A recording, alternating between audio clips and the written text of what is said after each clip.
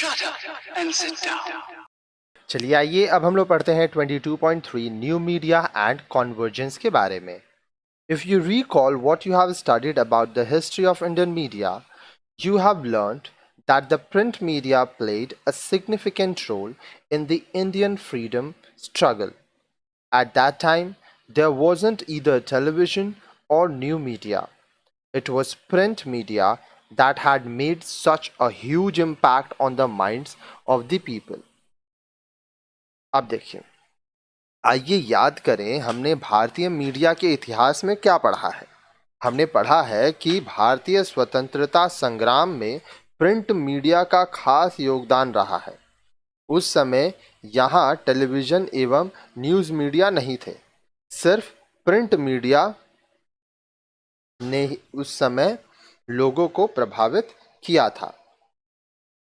Later, when India became independent, print media continued to rule for more than 2 decades. When the nation stepped into the 70s, television appeared on the scene. But for years, the Indian people had to watch the limited programs shown. Hence, print media still continued to rule. अब देखिए, आज़ादी के बाद भी लगभग 2 दशकों तक भारतीय मीडिया परिदृश्य में प्रिंट मीडिया का वर्चस्व कायम रहा. 70 के दशक में टेलीविज़न का प्रसार हुआ, परंतु कई वर्षों तक भारतीय जनता सीमित कार्यक्रम ही देख पाती थी. अतः इस दौरान भी प्रिंट मीडिया का वर्चस्व कायम रहा. अब देखिए, आगे बोल रहा है,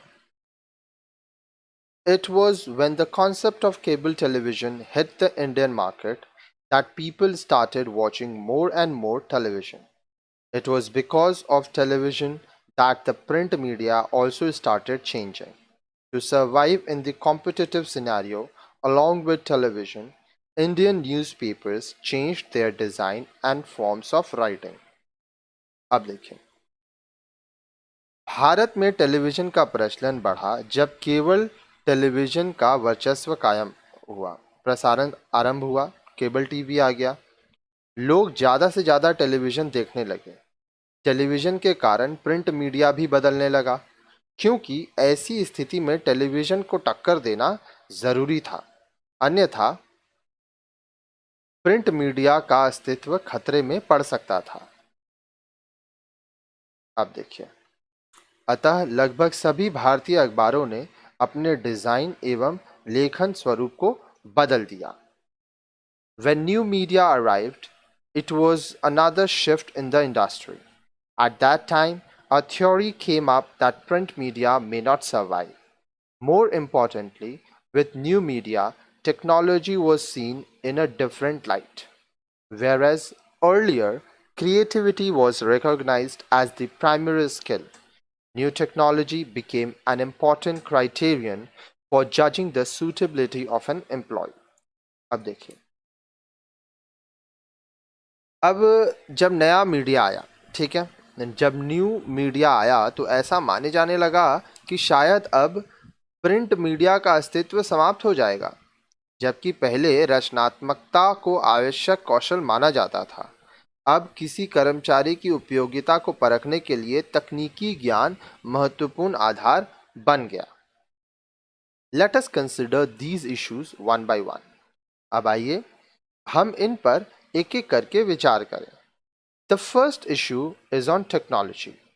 the debate is whether in the next 5 years the entire media industry is going to turn digital, or in a country like India where infrastructure is so poor, it's only a temporary wave.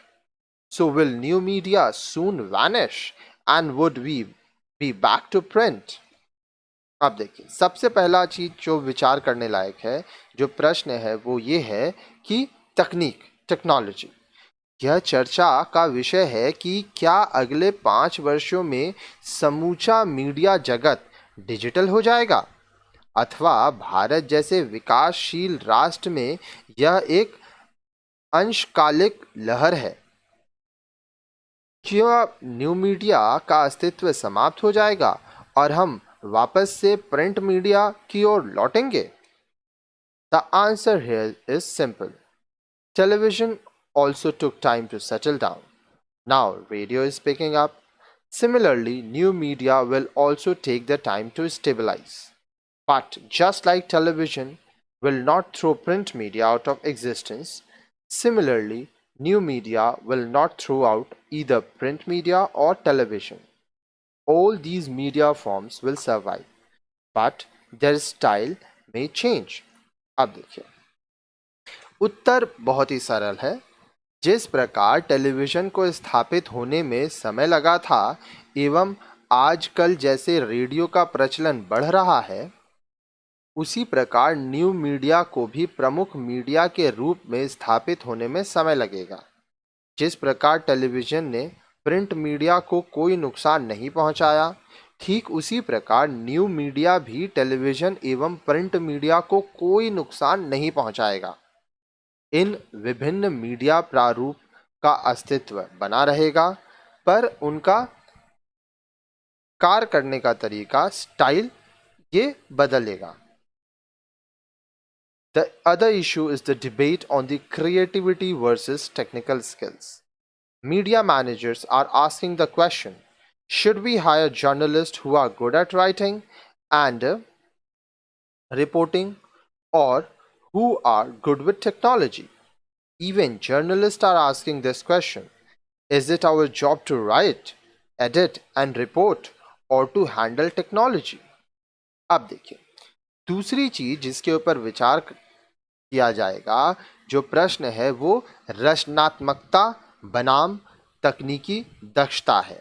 आज media प्रबंधक पूछते हैं कि क्या वे ऐसे पत्रकारों को नौकरी दे जो लिखने एवं रिपोर्टिंग में अच्छे हैं, या उन्हें जो तकनीकी में अच्छे हैं। अब तो पत्रकार भी पूछने लगे हैं कि उनका काम लिखना, संपादन करना एवं रिपोर्टिंग करना है या तकनीक के बीच उलझकर रह जाना। There is a simple answer to this. All technological innovations in the media industry are happening because they are seen as complementary to creativity. In other words, if technology does not support creativity, it's useless.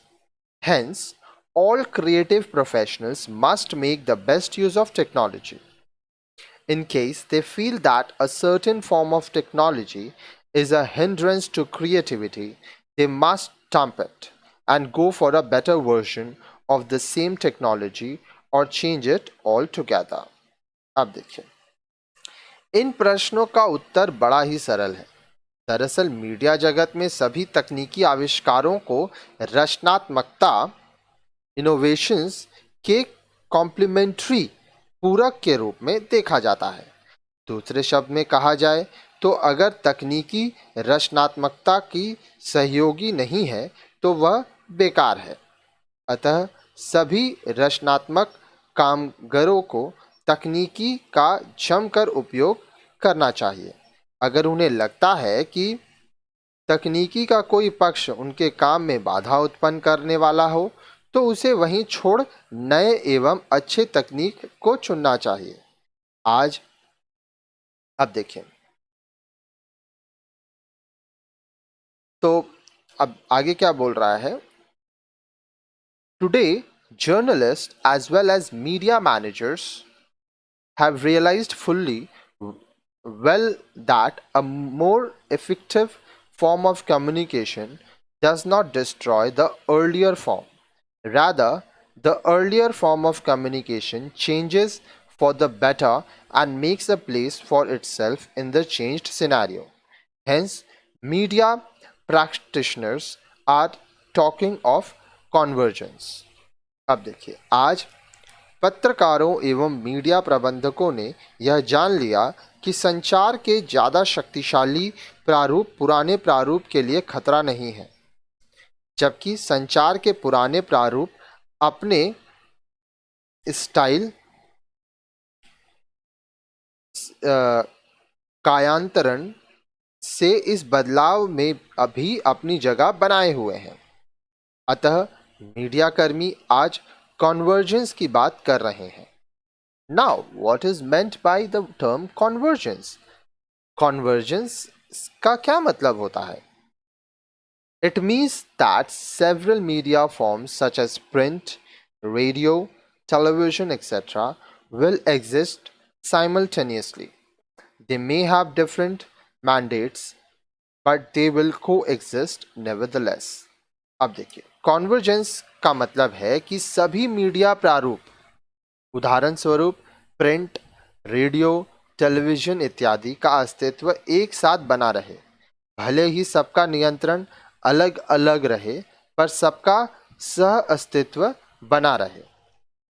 आगे देखिए, keeping this reality in mind, media organizations are also expanding and trying to bring in different elements of mass communication under a common roof.